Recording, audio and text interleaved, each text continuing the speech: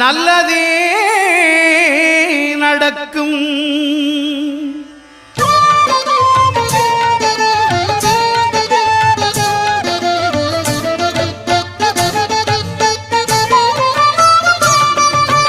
ஒன்பது கோளும் ஒன்றாய் காண அங்கு கற்பகம் என்னும் கடவுளின் மெய்யில் ஒன்பது கோளும் ஒன்றாய் காண அங்கு கற்பகம் என்னும் கடவுளின் மெய்யில் சூரியன் முதலாய் 9 கிரகமும் பலவித குணங்களை கொண்டிருக்கும். எங்கள் கற்பக தருவில் அவை வரும்போது ஒன்றாய் சேர்ந்து பலனளிக்கும்.